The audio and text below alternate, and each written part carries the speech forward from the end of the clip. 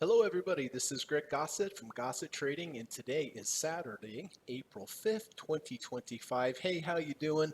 Wow, what a week we had. Just an unbelievable historic week in the markets and we're going to get talking about all of this the markets and what it did, but I just first want to say that I hope you're doing well. I hope you stayed safe this week in the markets and markets go up and down, and this was a week where we obviously had a big market decline. But it doesn't last forever. There will be a time where the market does go up again, so keep that in mind. But I think the main takeaway is, these potential moves down can happen, and that's why it is really important that you have a trading process and rules that get you out of positions at the levels that you decided to get out of, and avoid some of the moves down. So, for me this week, had a lot of positions that my stops and my emergency stops hit. Obviously, I was lucky to have some shorts positions too, but we'll go through all that. But I hope you're staying safe and keep your chin up, because there will be a time in the future, I don't know when, where the market will go up again. So hopefully today's podcast will be helpful for you in one way or another. So the format for today's podcast is, first of all, we're going to run the U.S. legal disclaimer. Secondly, we're going to come back. We're going to take a look at all the positions that I have entered, exited, and still holding from the past week. We're going to talk about when I entered the trade, why I entered the trade, what the setups were, what the confluence, what the entry signals were, how I placed my two stops, my emergency stop and my end of day stop, how, if the market goes my way, I'm going to take partial profits each day, and then how I'm going to finally exit a trade if it gets to certain levels of resistance or support. And I'll go through all my rules with you. So after that, we're going to talk a little bit about trader psychology. I mean, if there was ever a week where trading psychology important, it is this one. So I hope that's going to be helpful for you. And then I have gone down through my master watch list I went through last night, and I have identified some potential trades for next week. And I'll tell you what, it was difficult because a lot of the levels that I key off of are gone. They are above us now. But I did find some, and kind of give you an insight into what I'm looking for next week. One of the greatest advantages we have as retail traders is that we can look at a chart and go, I would be interested in buying if and only if it gets here. If it gets there, then maybe make the decision to enter or not. But if it doesn't get there, just let it pass, and eventually something will get there. But that's a huge advantage that we as small retail traders have, is the ability to just wait for our level to come into play. Doesn't mean it's going to be a winning trade even then, but it will help increase your chances, which really is all we can ask for. Everything we can do to kind of move the odds in our favor. So anyway, if this is helpful for you today, if you find something of value, I really would appreciate it if you could hit the thumbs up button. It really does help the channel. It lets YouTube know that there's some valuable content here. And in addition, if you haven't subscribed, please subscribe. And that way you'll get notified every time I put out a new video. So, all right, let's run the U.S. legal disclaimer, get that out of the way, and then we'll come back and get started. So hang tight.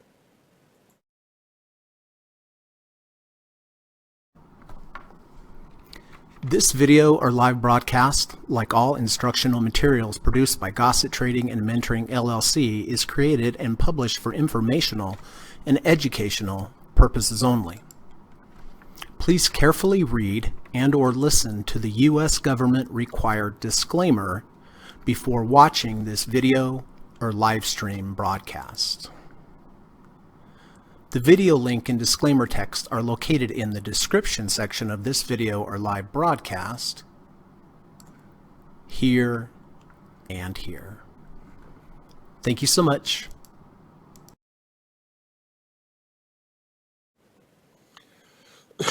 Excuse me. Okay, well, let's get started on the current open positions. I only have two current open positions because obviously last week I hit a lot of stops, emergency stops, and some of my shorts, I did exit the position. But let's start with Verizon. So I use 7 different trading approaches. So I use them, I teach them. And this particular one that you see here, this is called a a bearish order block. That's defined here by the red bar, this red box. So the thinking on an order block, whether it's bullish or it's bearish, and this one's bearish, is that here we make a high, we make another high, then we break to the downside and we take out this swing low. So this changes the structure of Verizon from an uptrend to a downtrend. And if you change to a downtrend, you want to short the rallies. If you change from a bearish structure to a bullish structure, then you want to buy the dips, right? So an order block is your highest bar close prior to market structure change. And so here I knew this was an order block. At this point here, I knew this was an order block because we broke structure. Doesn't mean that I do anything. It just means now that if it gets back to this bearish order block, I would look at shorting. So this was on Thursday. I entered the trade for a short. Why? Because it rejected the bottom of the order block. See how we went into the order block and then closed back below it, outside of it? That's the rejection. So where's my calculator? Here we go. So when you see a trade, whether it's a long trade or a short trade or whatever, the first thing I need to do is realize, okay, how many shares am I of this position am I going to get into? And so the way that I do it consists of 2 values. The first value is how much is in your trading account. The second value is what's the value of the 2 ATR. Using this value of the 2 ATR will help you adjust for volatility. If volatility is higher, this number is going to be bigger, and therefore your position size is going to be smaller. If volatility is lower, this is going to be lower, therefore your position size is going to be greater, right? So again, we have the change in market structure. We rally, we reject the bottom of the order block. That is the signal. So let's just say that I have a $100,000 trading account. Remember, you need 2 values. What's your trading account value? What is your average true range value? Your 2 average true range value. And so let's just say you have $100,000. I take 1% of that. 1% of $100,000 is $1,000. If you have a $50,000 trading account, 1% would be $500. $200,000 trading account, position size would be 2,000, right? So 100,000, 1% is $1,000. I take that $1,000, I divide it by the value of the 2 ATR divided by 2.33. That tells me to short 429 shares. So I have my signal, the rejection of the bearish order block. I just did my position sizing. I short 429 shares here. Now, as soon as that's done, I need to see what my 2 emergency stops are. I'm sorry, my two stops. The first stop is always the emergency stop. And where do I place that? I place that exactly 233 above my entry, because remember, we just did the math, 1,000 divided by 233. So I take my entry price, I take the value of the 2 ATR, I add it on top of it. That is my emergency stop. So if I have 429 shares and it goes up $2.33, I exit immediately. And how much have I lost? I've lost $1,000 because we did the math. But the good news is this emergency stop only triggers about 5% of the time. The other 95% of the time, if you have a loss on a trade, it will be your end of day stop. And your end of day stop almost always, will be closer. And my end of day stop on this trade is a high of the order block. If we get a close above the high of this order block at 47.35. So the next day, had it just raced up and hit my emergency stop, I'm out. I've lost 1%. The next day, if it goes up and closes above the order block, now I've closed above my end of day stop, and I've lost less than 1%. But like I said, about 5% of the time you will hit your emergency stop. 95% of the time, if you have a loss, it will be your end of bar stop. So I have the change in market structure. I have the rejection of the order block. I position size. I place my emergency stop 2 ATRs above. My end of bar stop is a close above the high of the order block. Next thing I do is I place my trailing stop level. And I take my entry price, I'm short in this case, I take my entry price, I look at the value of the 1.5 ATR. And so I take my entry price and the value of the 1.5 ATR, which is $1.75 below my entry price. This now becomes my trailing stop level. And so if the price gets to this level, which it did already on Friday, now I'm in trailing stop mode. If I'm short, this means if in the future I have a close above a previous bar's high, I'm going to exit half the position. Okay. If I'm long and I hit my trailing stop level, that means in the future, if I have a close below a previous bar's low, I'm going to exit half. And this is just a way to, what this really does is it tightens up all your stops. Right? Because if a trade starts moving your way, you want to tighten up the stop. And so by selling half, once it gets to trailing stop level, by selling half or covering half and getting rid of that half, now you've tightened everything up because you have half the shares. Hope that makes sense. And you'll see on, as we go forward through these trades, you will see how important that was this week where I took half while it was still profitable. So that really tightened everything up. So I got short here with Verizon with the rejection of the bottom of the order block 45.65, and you can see we are already in trailing stop mode because it went down so much. Now, everything I've talked about so far, the position sizing, the emergency stop, the end of bar stop, trailing stop levels, these are all defensive moves. Or in other words, if something goes against me, I have to take action. But I always like to play offense as well, and playing offense is taking partial profits when the market goes my way. So this is a short position I'm going to show you. So already on Friday, I hit multiple profit targets on the way down. And what I do is, well, I'll show you here for Monday. Remember I'm short here. I take the closing price, 43.03. Then I look for the value of the 0.45 ATR, which is 52 cents. So I'm short, so I take the closing price, 43.03 minus 0.52. My first profit target on this short position for Monday is 42.51. Well, I guess I could do this. 42.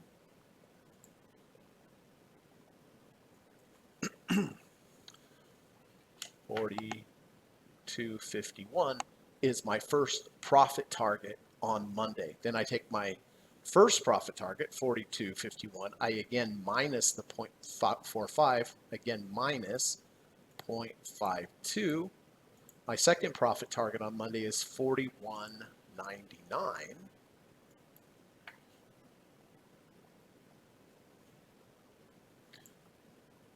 And then I do it one more time.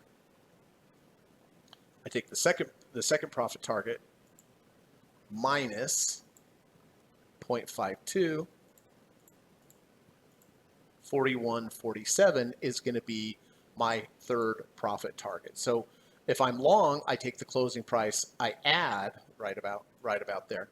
If I'm long, I take the closing price and I add the 0.45 to it. Those are my profit targets to the upside. If I'm short, I minus them so that if it moves down by the value of 0.45, I'm taking profits, I'm locking it in at profitable levels, I'm reducing my position size. And when we go through the long positions, you will see how important that was. But you can see how many profit targets that I did, because on Thursday, when I entered, 45.62 minus 50 cents, minus 50 cents, minus 50 cents. And so as it went down, I just started to take the profits as it was going down. And I'm also in trailing stop level. So now if I have a close above the previous bar's high, I'm going to get out of half. So this particular trade, I mean, obviously it's done very, very well on the short side. up about 6.09%. So that's Verizon. Let's go to IBB. So that's an open position. IBB is also an open position to the short side. Again, this is an order block. This is a bearish order block. You can see here, this is our bearish order block. Doesn't look very bearish because it's so high. We go up, we break structure to the downside, we change structure, we've changed to the downside. Therefore, I want to short rallies, and I shorted here on the 21st of February because it rejected the bottom of the order block. I know it's a little hard to see, but I got short here, 138.90. It rejected the bottom of the order block, also rejected the 200-day moving average in the order block. Then I placed my emergency stop 2 ATRs above. I placed my end of bar stop a close above the high of the order block. I placed my trailing stop level 1.5 ATRs below. Sorry, these charts are so crazy because of the moves. So yeah, so I got short here, 138.90, placed the trailing stop level here. Again, as it goes down, I'm taking partial profit. So it goes down, down, partial profits. Here I am in trailing stop mode, which means now, because I'm short, if I have a close above a previous sparse high, I will get out of half. This happened here. It was our first close above a previous sparse high after reaching trailing stop level. I covered half the position because I was short for a gain of 3.2%. And you can see what happened with the remaining shares, more daily profit targets here, here, here, here, here. On this particular day, I covered half of the remaining shares because we went under the 30 RSI and closed above the 30 RSI. So that's a signal for me to cover half of the remaining shares. And now in the future, if I have a close above a previous sparse high, I'm just going to get out of everything.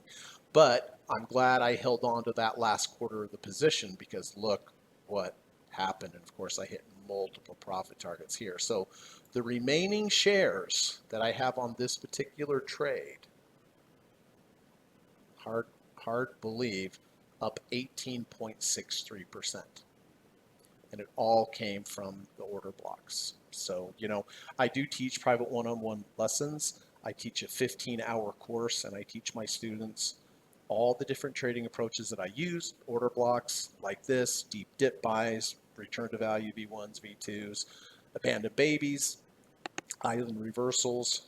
You know, if you would like to learn these approaches, I think it would be helpful. You can see in this particular market, this really had worked well.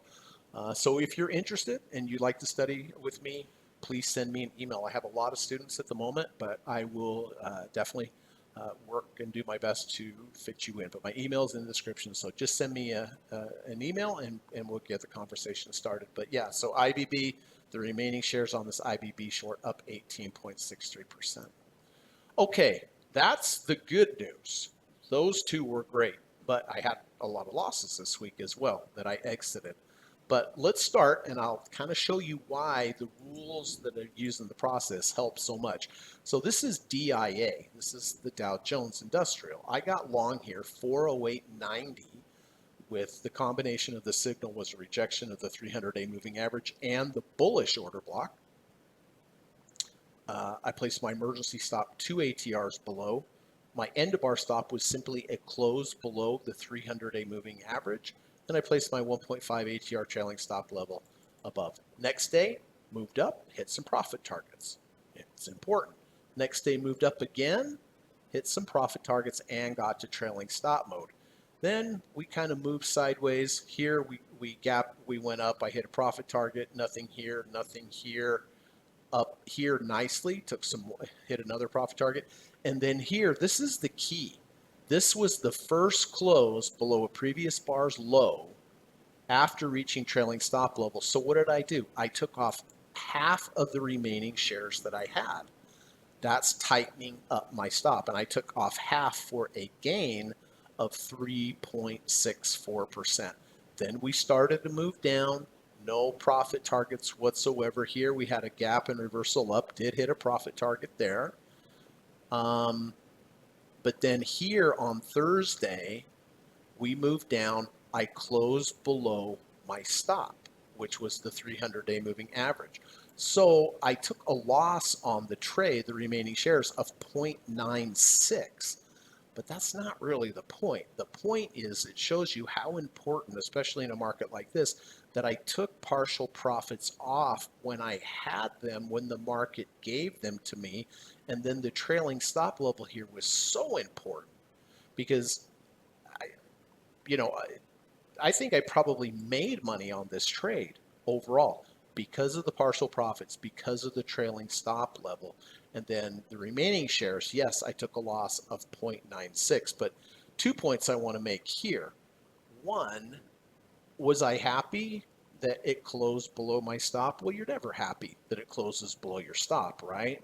But you have to follow the rules, and I did follow the rules. Look what would have happened, everybody, if I had not followed the rules. Of course, we know what happened on Friday.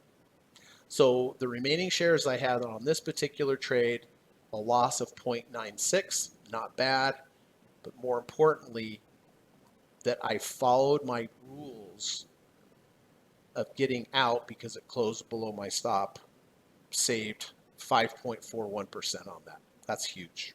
So that's DIA. Apple, another good example. I bought Apple back here on the 14th of March. Rejection of the bullish order block. We closed under 300, over 300, under 30 RSI, over 30 RSI. These are deep dip buy signals. Place my emergency stop 2 ATRs below. My end of bar stop simply at close below the 300-day moving average. Place my trailing stop level 1.5 ATRs above. For a couple days, it didn't do anything. Then we had a move up. I took a profit target, thankfully. Moved back down. Open below the 300, but I make my buying decisions based upon the close. Hit some profits. Then we moved up. More profits, got to trailing stop level, and then here on the 28th we closed below the previous bar's low. After reaching trailing stop level, I took off half of the position. Thank God, right? Next day, big move up, more profit targets. Next day, up a little, and then here on Thursday we had the big crack down.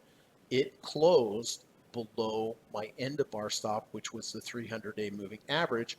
I had to get out and take a loss of 5.07%. But again, and look, it almost got to my emergency stop. It didn't quite get there. Had it, I would have gotten out as soon as it got there, but it bounced a little at the end of the day, but it still closed below my end of bar stop. So I took a loss here of 5.07%. But you could think to yourself, well, this is pretty low. Why get out now? It's probably just going to go back up. I mean, look what I avoided by adhering to my stop. Another 7.1% down. So the remaining shares on Apple took a loss of 5.7%, which is a big hit. But the important part is that I followed my signal and didn't have to participate in this. And taking the partial profits when the market gave them to you, you can see how important that is, because every time I did that, I reduced my position size. And then here, with the close below previous bar's low with the trailing stop, that was huge. I took off half of the position at a gain. So again, that minimized the loss here. But most important is that we lost much, much more after I exited with my stop. And it's never fun to exit your stop, but when you exit and then it goes down more, you're like, boy, I'm glad I followed my rules. So the point here, everybody, is you need to follow your rules, right? So Caterpillar, kind of the same thing. I got in here with the rejection of the 30 RSI, the rejection of the bottom of the bullish order block. I got long 326.70. Placed my trailing stop level 1.5 ATRs above, my emergency stop 2 ATRs below. Moved up, took off shares here, got to trailing stop level. Here is the first close below a previous bar's low after reaching trailing stop. I sold half, thankfully, for a gain of 3.81%. And then we just kind of moved around here. There were days that it was up where I took partial profits off, thankfully. And then here on the second, thank God I took some profit targets off there, right? And then look what happened on Thursday. The remaining shares that I had hit my emergency stop for a loss of 6.05%. But again, you see how important it is that I took the partial profits when I had them?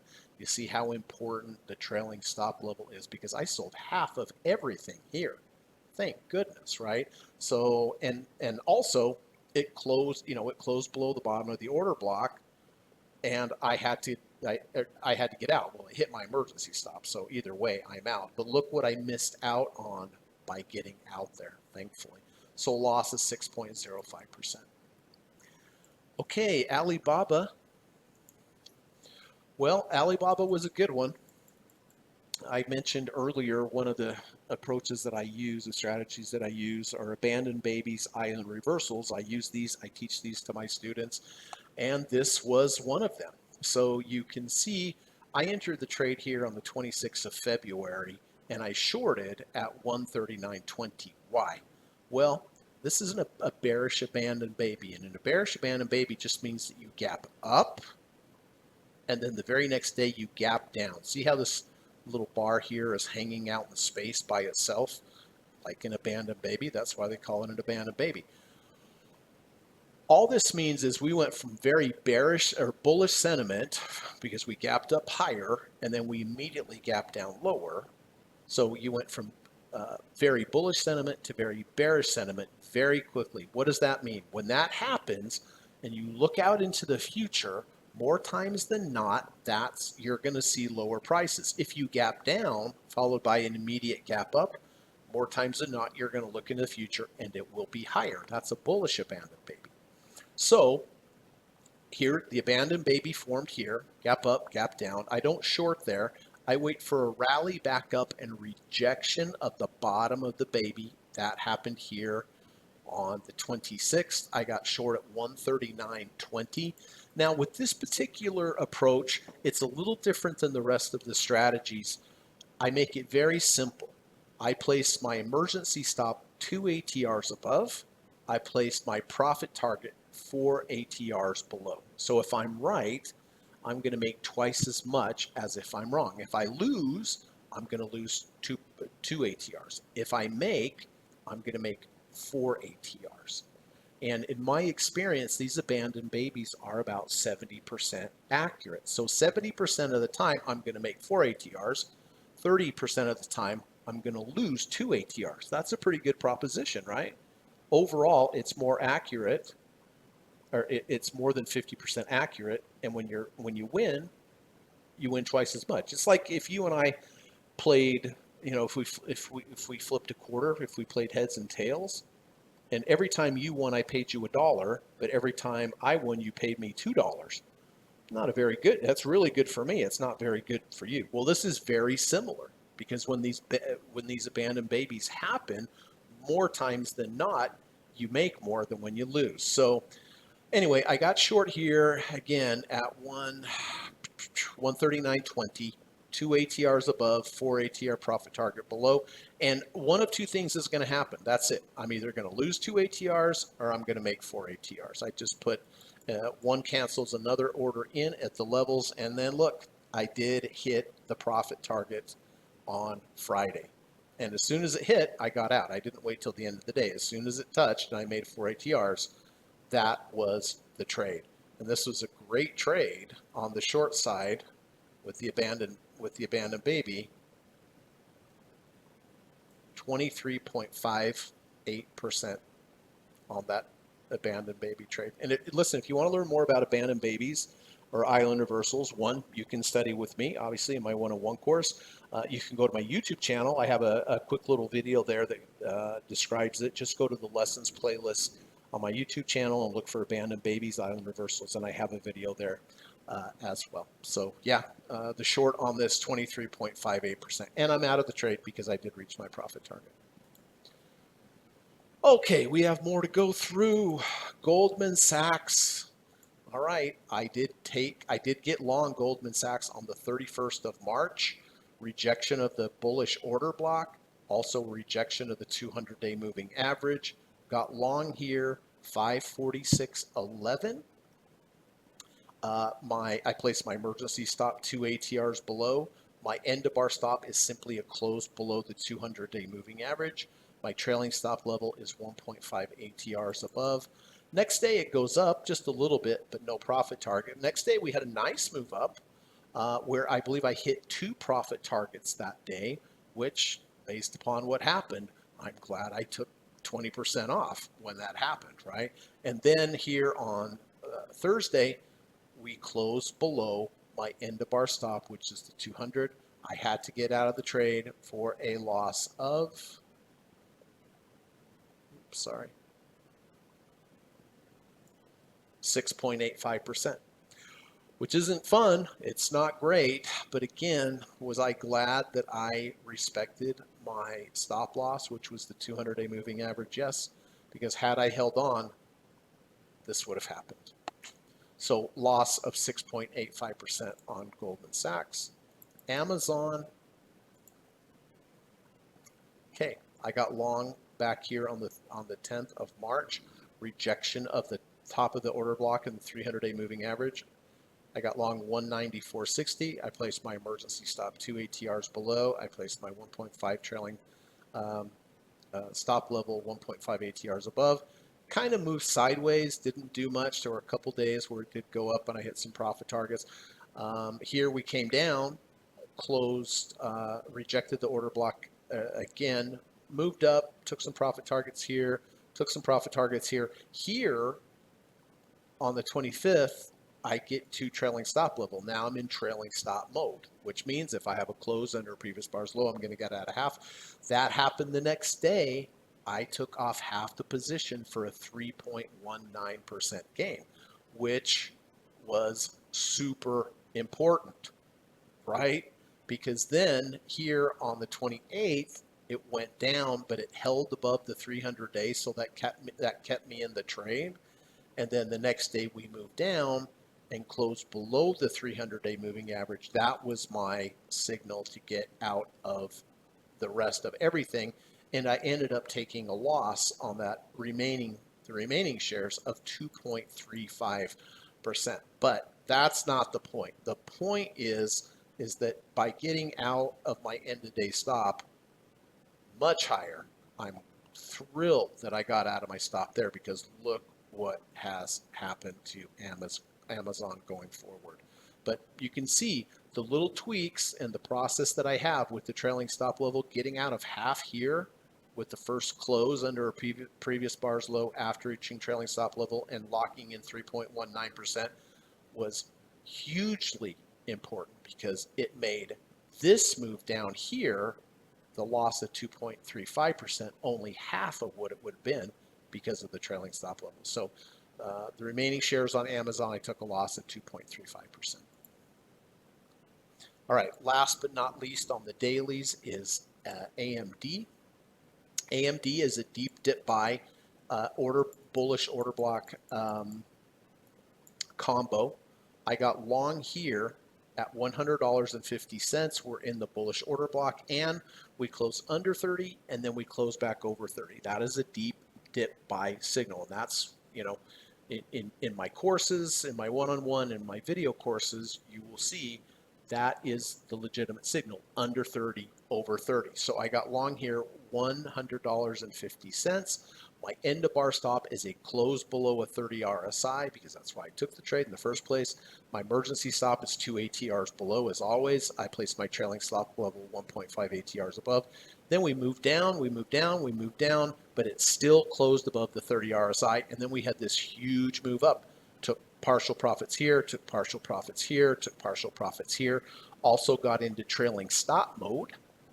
And then we keep moving up, we keep moving up. I keep taking partial profits. Here on the 26th was our first close below a previous bar's low. After reaching trailing stop level, what did I do? I sold half of my position for a gain of 8.8%. Thankfully. Now, if I take an under 30 over 30, I have a rule that if I take an under 30 over 30, if I ever get to trailing stop level, and in the future it comes back to my entry price, that's when I get out and close the trade. And that's what happened here on the 31st. Clearly, I got to trailing stop level on the 31st. It opened a little bit under my break-even point, but there's nothing I can do for that. And I ended up taking a small loss of about 0.29% using that rule. Am I glad? Oh, yeah, clearly, because all in all, this was still a nicely profitable trade. I mean, I exited half for 8.8%. So, kind of the takeaway here is you have to play offense, you have to play defense, you have to get yourself a process that you can follow that uses good trading principles. And then, more importantly than anything, you have to follow it. You have to follow it. You can have the best plan in the world, and if you don't follow it, what good is it? But I think this is a really good example this week of why playing offense, why playing defense, how tightening up your stops, how taking partial profits, and adhering to your ultimate stop losses is so important, because these kind of weeks don't happen all the time, but they happen, right? So AMD ended up with a 0.29% loss on half, which I'm really thankful for. Okay, let's go to the weekly trades. Now, weekly bars close on Friday, so I make my decisions based upon the weekly bar closing on Friday. So these are bonds. I did enter bonds back here on January 17th. What was the signal? Well, the signal was we rejected the top of the order block. We also had a V1 entry signal, which increased the probability of the trade. I got long at $87.20. I placed my position size correctly. I placed my emergency stops 2 ATRs below. My end of bar stop on this one was simply a close below halfway of the V1 bar. A V1 consists of two bars, bar 1, bar 2. Bar 2 goes under bar 1's low, closes above bar 1's close. That's a V1. If you have a V1, you should not close below halfway of the washout bar. The bar that I entered was the washout bar. So I placed my end of bar stop right here at 86.20. So you can see that's a really tight stop, because I know halfway will have support, and it's more likely than not it will not close below. So so I got long here, 87.20. I placed my end of bar stop. I'm not my end of bar stop, my trailing stop level 1.5 ATRs above. The next week it went up a little, I hit a profit target. The next week it went up a little, I hit a profit target. The next week it went up again, hit another profit target. And then we moved sideways for a couple weeks. Here on the 28th, big move up where I hit multiple profit targets, and I did get to trailing stop level. So now I'm in trailing stop mode, which means if I have a close below a previous bar's low, I'm going to get out of half. I never had a close below a previous bar's low. And this week it was up big again, so I took multiple profit targets off. So this has been a good trade on the weekly. Bonds currently up 6.1% on the trade. All right, let's go to DDM. DDM is double leverage short the Dow. Well, you see the red box. What is that going to tell you? That's telling you that this is a shortable area. Why? Well, here is your order block. Here is your highest up bar close before you change market structure to the downside. When you change market structure to the downside, I want to be looking for a short if it rallies back up and rejects the order block. Well, it did. On the week here that I got short at 103.70, it got into the order block, closed below. That was my short, 103.70. I placed my emergency stop 2 ATRs above. My end of bar stop is just to close above the high of the order block at 107.53. I placed my trailing stop level 1.5 ATRs below. Now I'm ready to go. No matter what this trade does, I know what to do. If it goes down, I take partial profits. If it gets to trailing stop level, I go into trailing stop mode. If it closes above the high of the order block, I get out of the trade. If it gets up to my emergency stop, that sucks, but I know exactly how much I'm going to lose. I would lose 1%, right? So the next week it goes down a little, nothing important. Next week it goes up a little, still break even on the trade. The next week it moves down. I was able to take some profits, take some partial profits. Next week, nothing. The next week had a big down move where I took partial profits. I also got into trailing stop mode, which means if I have a close above a previous bar's high, I get out of half. Next week, down again, more profits. Next week, unchanged. The week 2 weeks ago, I thought we may rally and have a close above a previous bar's high, but it held, and I hit more profit targets. And then, of course, this week, I hit like 5 profit targets on the way down. As it went down, I kept locking in the shares. So this particular trade has been a monster, up 36.93% on this short. So where do I go from here? Well, we're at 30.86 on the RSI. If it goes under the 30 and back over the 30, then I'll lock in half of the shares. I'll lock in half of the profits on this trade, right? So, every strategy has different rules, and the best way to learn them, if you want to learn these rules, which are important, like I said, is I do teach a one-on-one course. It's one-on-one. I think it's the best way to learn. I teach all my students all the strategies, all the rules. I go through all the rules, over and over and over again until that student knows the rules. We do all sorts of simulation trades where we just pick random symbols, random time frames, and we go through, and I have my student demonstrate to me that they understand all the strategies. We might pick IBM. Okay, show me bearish order blocks. Show me bullish order blocks. Show me deep dip buys. Show me return to value V1s, V2. Show me Island Universal. Show me babies. And that way, I know that my student understands everything. So, and everything I teach is 100% good, legitimate trading principles. And whether you learn it from me or whether you learn it from someone else, get yourself a process. It's the only way in the long run that you are going to consistently make money, is to get a process and to follow it. So this trade up 36.93%. So that's it. Oh, and I did have to get out of Tesla. I took Tesla here on the 14th. We rejected the order block. We rejected the 200-day moving average. I got long at 249.99. My emergency stop is 2 ATRs below.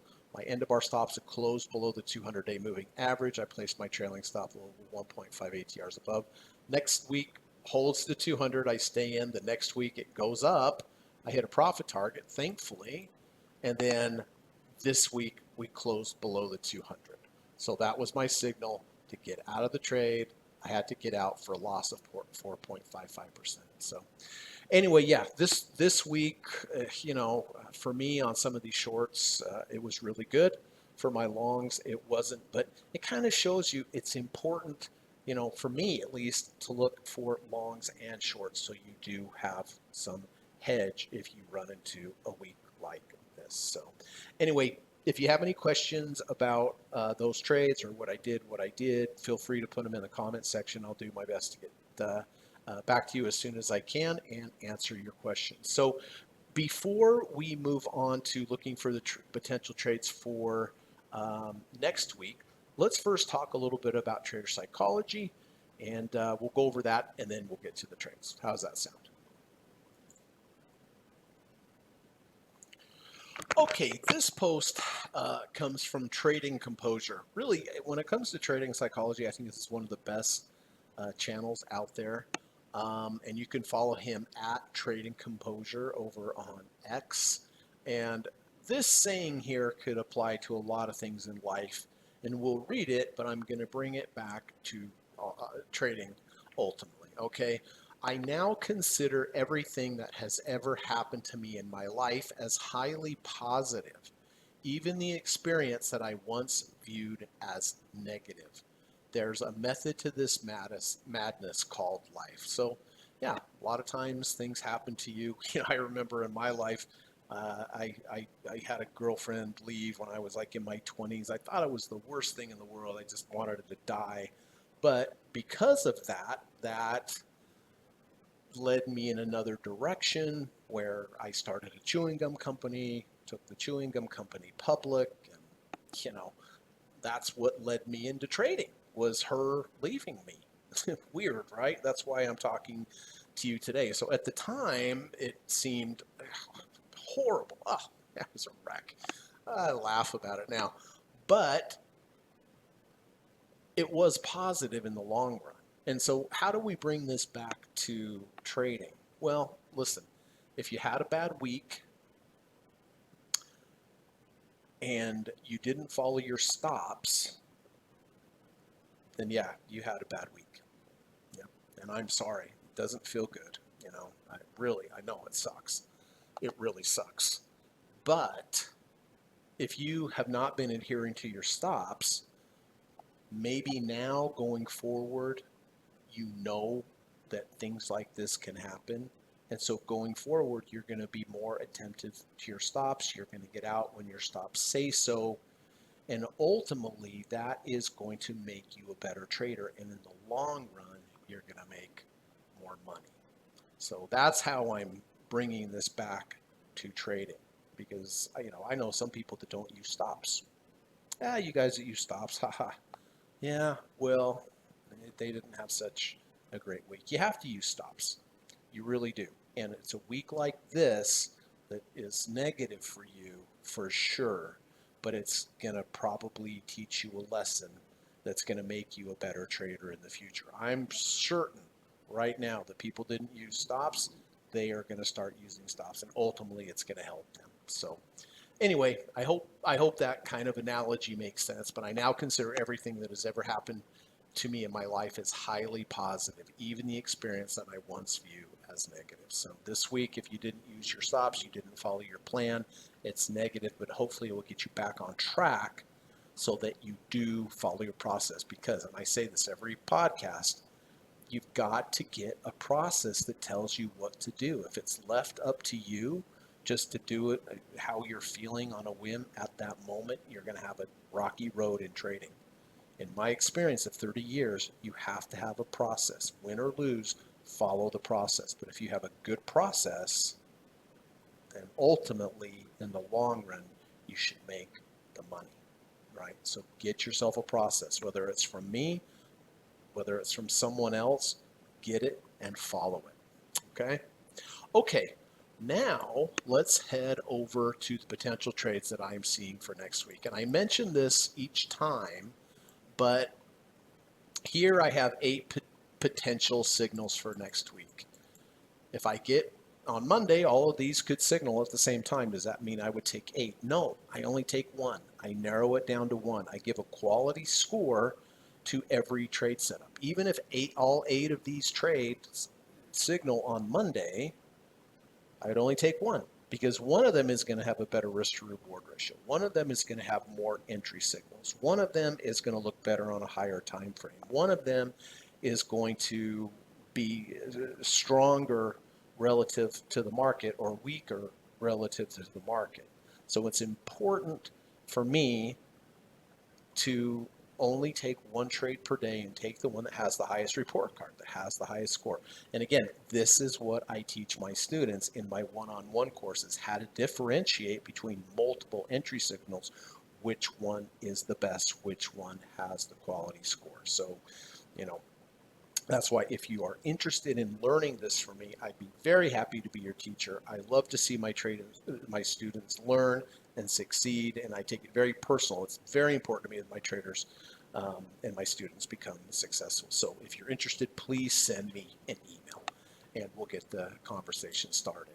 So, okay, let's first look at ARK. I mean, ARK was down with the rest of everything else for sure. But you can see the green box here. This is an old order block. This is the lowest bar close before we changed market structure change. Then we obviously went up. The interesting thing about order blocks is when you're up here at the very high and you look back at that order block, you go, well, that certainly was the smart money. In hindsight, clearly that was the smart money that was buying there. Well, now we are back into an area where the smart money bought. Does it mean it's smart money again? Doesn't necessarily mean that, because things can change, right? All this stuff with the tariffs, that could have changed the dynamics. But we are back into a level where the smart money bought before. Doesn't mean they're buying this time, but we're in that level. So you're a little bit of a step ahead. Technically, on Friday, this was already a legitimate entry signal because we rejected the bottom of the order block, and we also have a double bottom bullish MACD divergence, right? This is something else I teach in my course, but this is a bullish scenario. But we're at 29.76. So the way I'm looking at this is a combination of a bullish order block, legitimate already, but I would like to combine that with a deep dip buy, and the deep dip buy would be a close over the 30 RSI. So on Monday, if we close up and close above 30 RSI, then I have a multiple confluence with a good risk to reward ratio. Well, maybe a good risk to reward ratio. Or if it closed very high, I wouldn't buy it. But if it just had a nice gentle close over the 30 RSI, yes, I would buy it, because then I have a rejection of the bullish order block and I have a close above the 30 RSI. So I'm going to watch this one carefully on Monday for a close back above the 30 RSI. And if I do, I'll position size, I'll get in. My end of bar stop will simply be if in the future we close back below the 30 RSI. So this is a combination of a bullish order block and deep dip buy. And by the way, on deep dip buys, I have a great video course just specifically on deep dip buys. The link's in the description. You can watch it over on Udemy. It's 9.5 hours of video, and I take you through every single rule of the entire process. It's a great course. I've sold so many of them all over the world, and I think it's like 4.8 or 4.9 stars. So it's a really, really good course. So that's what I'm looking for on ARK. Again, it already had a legitimate entry signal with the rejection of the bottom of the order block, but I'd like to see it be able to close above the 30 RSI and maybe close above the negative third ATR channel as well. That's part of deep dip buy, is incorporating the negative third. So anyway, I'll be watching this one closely for a close above 30 RSI for potential long entry. DoorDash, DASH. Well, here we have a simple deep dip buy. Here's the 200-day moving average, still sloping upward. We're at a 33.62. If we were to come down, reject that 200-day moving average, and ideally also reject the 30 RSI, that's a really strong combination. Again, it doesn't mean it's going to work, but there's more chance it's going to work than it's not. And that's all we could ask for. So on DoorDash, next week, if this market continues down, I want to see a rejection of the 200-day at least, but ideally a rejection of the 30 RSI as well. And that's what I was talking about as far as giving this a quality score. If this comes down and rejects the 200-day moving average, okay, it's valid. I give it a point for that. But if it comes down and rejects the 200-day moving average and rejects the 30 RSI, then it gets 2 points. That's a better signal. Does that kind of make sense? So that's what I'm looking for on DoorDash: rejection of the 200-day moving average and or rejection of the 30 RSI. Intel. Okay, so Intel's been wild and crazy. Thursday was a big, huge, and then down 11% on Friday. So, you see this green order block here. This is the buyable area. I've had many trades off of this bullish order block. I bought here with the rejection of the bottom of the order block. That was a huge trade. I bought here with the rejection of the order block, bounced up. I bought here with the rejection of the order block. So you can see every time we've got into this green box, ultimately you had a big move. Is it going to happen this time? I don't know. It may not. Thursday and Friday, super, super scary in these big, huge bars. But ultimately, what I'm looking for Intel right now, really the only thing I'm interested in is a rejection of the bottom of this order block, like here. See, the rejected the bottom, here rejected the bottom. I'm looking for a rejection of the bottom of the order block for a potential long, and it would give me a good risk to reward ratio. Meta, META. All right, well, brutal, right? But look, we have an order block all the way back here on the 5th of August. Took off, almost doubled. You know, in hindsight, was this order block smart money? Of course it was.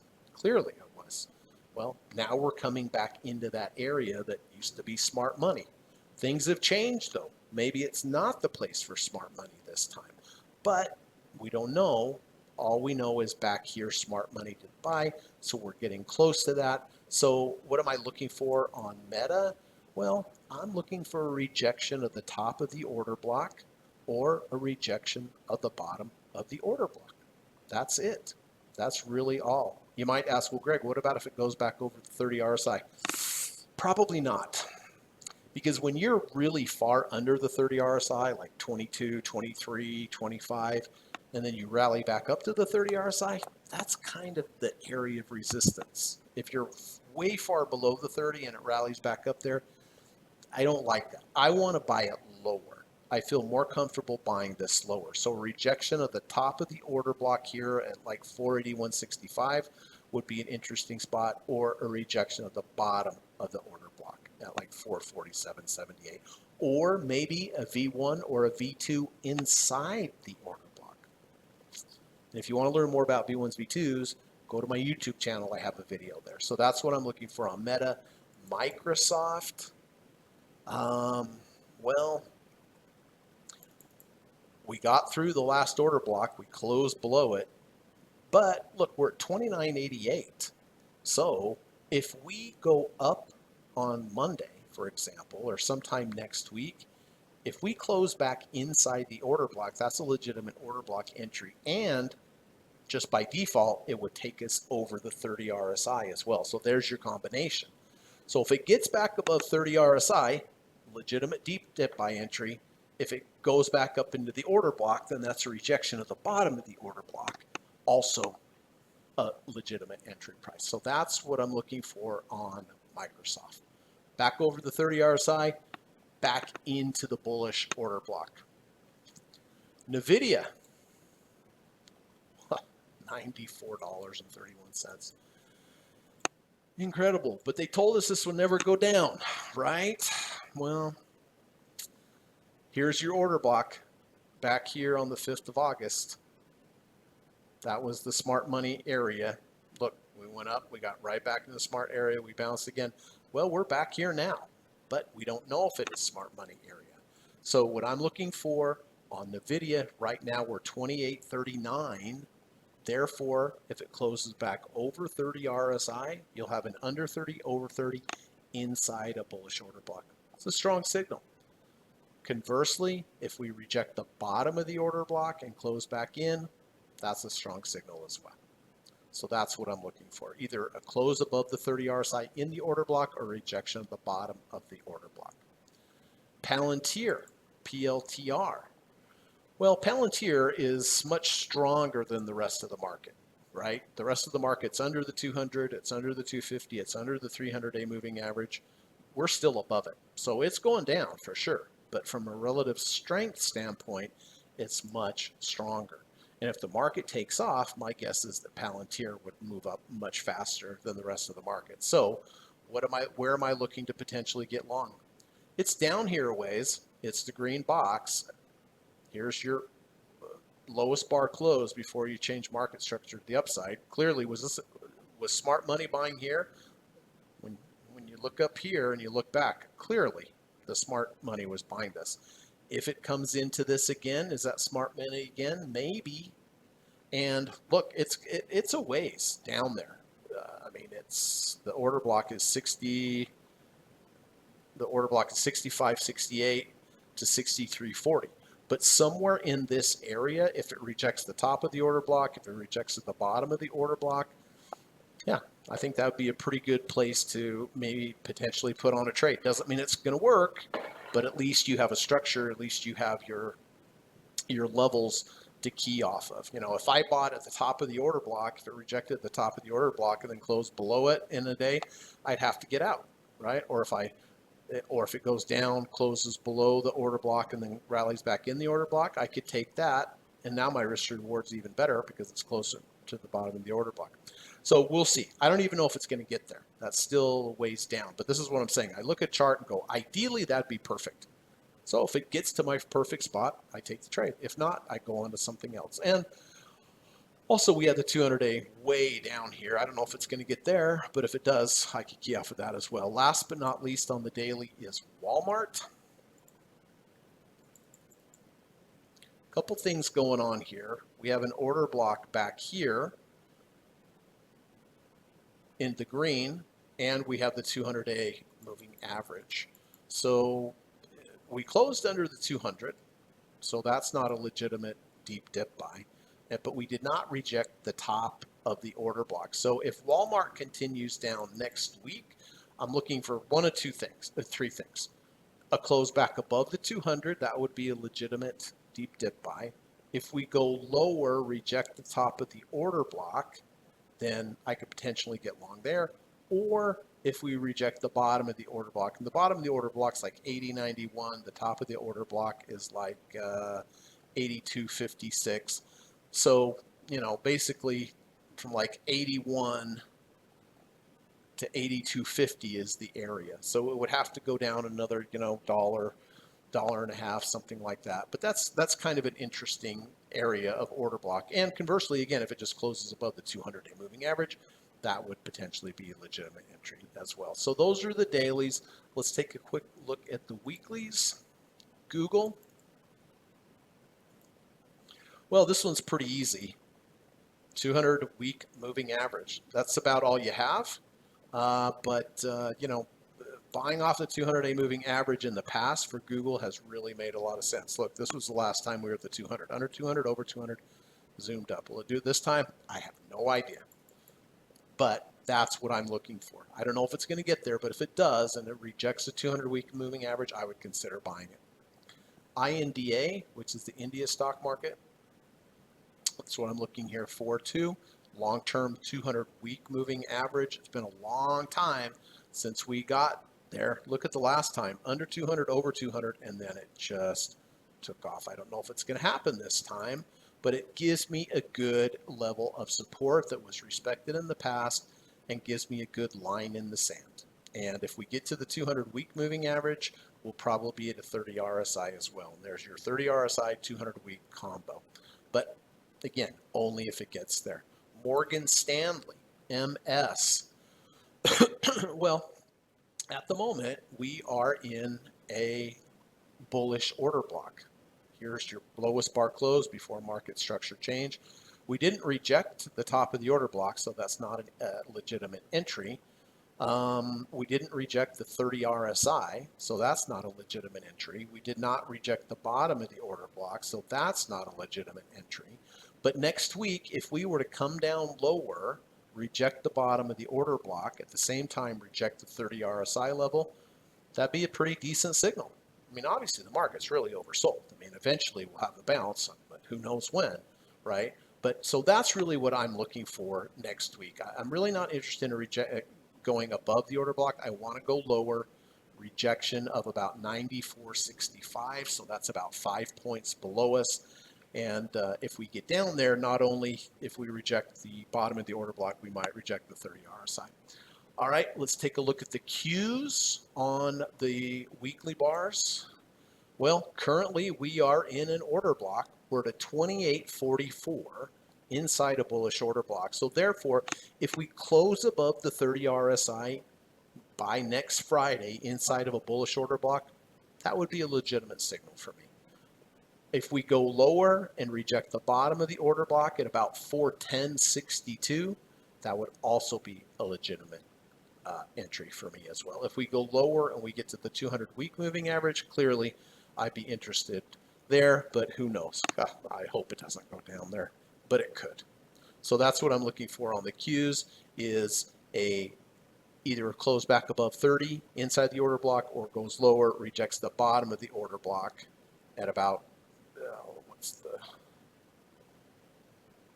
413.07. I hope it doesn't go there, but it might. SPY. Okay, what's interesting about SPY is that we blew through the bottom of the order block and we're at 27.23, and we rejected, or we had a close below the 100-week moving average. This doesn't happen very often. The market has to go down really quick and fast for this to happen. But sometimes you will get to the, like we just did, obviously, but sometimes you will get to the location where you have a rejection of the 30 RSI and you have a rejection of the 100-week moving average, the red line. So what I am looking for next week, specifically on SPY, is if we close back above the 100-week moving average, then by default, we will have closed back above the 30 RSI.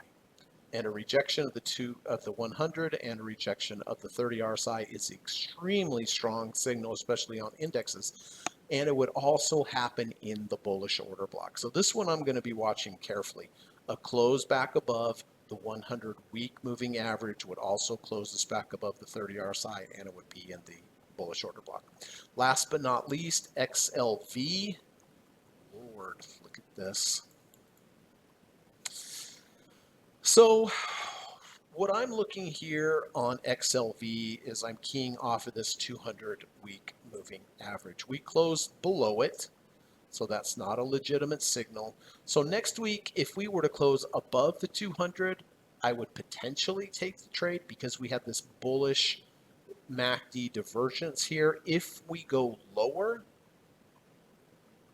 ultimately the better signal would be in this area here for sure, because now you have the 250-week moving average, you'll be closer to the 30 RSI. So two things: potentially if it closes over the 200-week moving average, I might get long there, or if it goes lower, rejects the 250-week moving average. That would be more ideal, again, because it's a lower, and two, you are near a 30 RSI as well. So those are the dailies and the weeklies. If you have any questions on those, please let me know. Listen, I know it's been a tough week, and I hope you enjoy your weekend. Look, if you need help with getting yourself a process, I would love to have you as a student.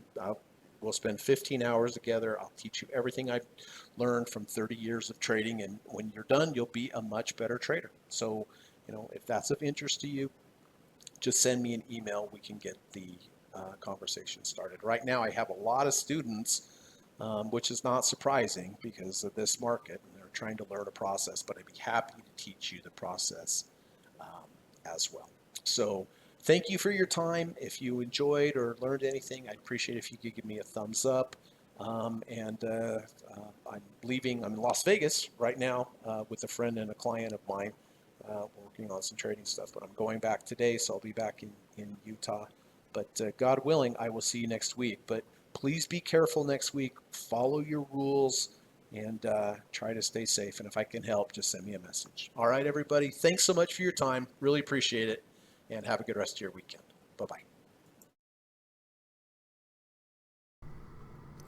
U.S. government required disclaimer. Stock, options, futures, and Forex trading is not appropriate for everyone. While there is a potential for large rewards, there is also a substantial risk of loss associated with trading. The material in this video or live broadcast is not geared towards any particular individual or to any particular financial situation and is not intended to meet the particular investment objectives of any viewer. This video or live broadcast, like all instructional materials produced by Gossett Trading and Mentoring LLC, is created and published for informational and educational purposes only. Any and all information contained in, implied, or referenced by this video or live broadcast is not to be construed as investment advice, and no representation is made that any individual or entity involved in production of this video or live broadcast is an investment or financial advisor or is registered or authorized to give any financial advice. We are publishers and educators only. Therefore, the various producers of this video or live broadcast will not accept liability for any loss or damage of any kind which may arise either directly or indirectly out of the use of any of this material, including any loss of profit. No representation is made that any account or investment will or is likely to achieve the profit or losses demonstrated. We recommend consultation with a licensed and qualified professional before making any investment decision. This video or live broadcast is not to be construed as an offer to buy or sell any security, financial instrument, or financial product of any kind. Notice is hereby given that any individual or entity involved in production of this video or live broadcast or their clients may have an interest in any security, financial instrument, or financial product mentioned or referenced. Any simulated or hypothetical performance result depicted does not represent actual trading and therefore may under or overcompensate for the impact of various market factors such as lack of liquidity. Thank you.